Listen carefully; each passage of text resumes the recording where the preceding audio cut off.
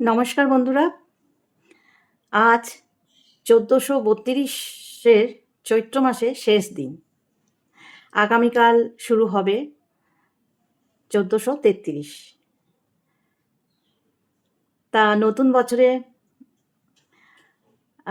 সবাই কে কী করছো একটু কমেন্ট বক্সে জানিও।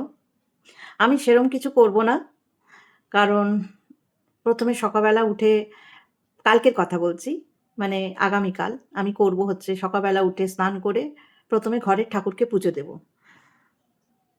মন্দিরে যাওয়া হবে কিনা এখন থেকে বলতে পারছি না, সবই তাঁর ইচ্ছা, মানে ঠাকুরের ইচ্ছা। যদি যাই তো ভালো লাগবে, বছরের প্রথম দিন ঠাকুরের কাছে যাওয়াটা একটা বড় ব্যাপার, কিন্তু উনি যদি টানেন নিশ্চয়ই যাব।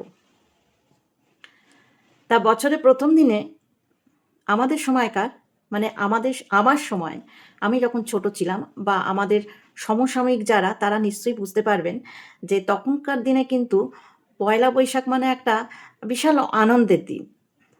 আমার তো খুব আনন্দ হতো, কারণ অনেক দোকান থেকে চিঠি আদান প্রদান হতো, মানে চিঠি বাড়িতে বাড়িতে দিত হালখাতার জন্য। কটা চিঠি এলো, জমা হতো, দাদারা কোন দোকানে যাবে, আমি আমার বাবার হাত ধরে কোন দোকানে যাব, এই একটা জল্পনা কল্পনা শুরু হতো। তখন একটা আলাদা আনন্দ মজা সবই ছিল। তো এখন তো আর সেই দিনও নেই, আর সেরমভাবে হালখাতা নিমন্ত্রণপত্র খুব একটা আসে না, আসেই না বলতে গেলে। তা যাই হোক, আমাদের সময় আমরা ছোটবেলায় স্নান করতাম সকালবেলা, মায়ের হুকুম। তখনকার দিনের, মানে আমাদের সময়কার ছোটরা মোটামুটি মা বাবার বাধ্যই ছিল, বা মা বাবার কথা শুনতো মন দিয়ে। তার মধ্যেও একটু দুষ্টুমি করতাম। তো আমি বাপ মায়ের একটা মাত্রই মেয়ে, সুতরাং আমার আদরটা একটু আলাদা জায়গায়।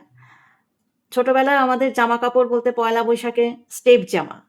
স্টেপ জামা কথাটা এখনকার দিনে কোনো বাচ্চারা সেটা বুঝতে হয়তো পারবে না। যাই হোক, স্টেপ জামা ঠিক অনেকটা এই রকম। সুতোর কাজ করা স্টেপ জামা, গরমকাল স্নান টান করে মা পরিয়ে দিত।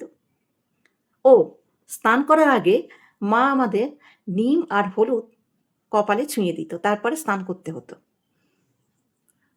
স্নান টান করে তো স্টেপ জামা পরলাম, কিন্তু বিকেলবেলা তো দোকানে গেলে স্টেপ জামা পরে যেতে পারবো না। তার জন্য কিন্তু বাবা আমাকে একটা হাত কাটা ফ্রক কিনে দিত, গরমকাল। তাই কি আনন্দ! দাদাদেরও হতো, দাদাদের হতো হাফ প্যান্ট, গেঞ্জি, স্যান্ডো গেঞ্জি।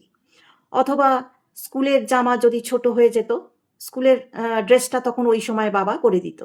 কারণ একমাত্র রোজগেরে আমার বাবা ছিলেন। ৪ টে ভাই বোনের পড়াশুনো, খাওয়া-দাওয়া, অসুখ-বিসুখ একজনের উপরই নির্ভরশীল ছিলাম আমরা সবাই। সুতরাং বাবা খুব বেশি যে আমাদের জামাকাপড়ে একদম ভরিয়ে দিত সেটা নয়। বছরে ২ বার আমাদের জামাকাপড় হতো। বছরে ২ বার বলতে একবার একটা পুজোর সময়, দুর্গাপুজো, আর একটাই পয়লা বৈশাখে। পয়লা বৈশাখে জামাকাপড় হতো মানে খুব যে আ রকমারি বা খুব দামি জিনিস হতো তা না। ওই একটা স্টেপ জামা, খুব বড়জোর একটা ফ্রক, সুতির হাতকাটা ফ্রক। এখনকার ছোটদের সাথে আমরা যেন মেলাতে পারি না নিজেদের। আমাদের চাওয়া পাওয়াগুলো খুবই সামান্য ছিল। বাবা-মা হাতে করে যেটা দিত, সেটাই যেন পরম স্নেহে, পরম মানে আঁকড়ে ধরতাম ওটাকে। কি, তাই তো? খুব মিস করি সময়গুলো। তারপরে বাবার হাত ধরে বিকেলবেলা আ বেরোতাম দোকানে। দাদারাও আলাদা পথে। দাদারা যেহেতু বড়, দাদারা মোটামুটি কয়েকটা দোকান যেত। আমি বাবার সঙ্গে যেতাম। বাবার এক বন্ধুর দোকান ছিল, সেখানে তো যাবোই। সেখানে অনেক কিছু খাওয়ানো হতো। যেমন রসনা, রসনা বলে একটা ড্রিংকস ছিল, ওটা তৈরি করতে হতো।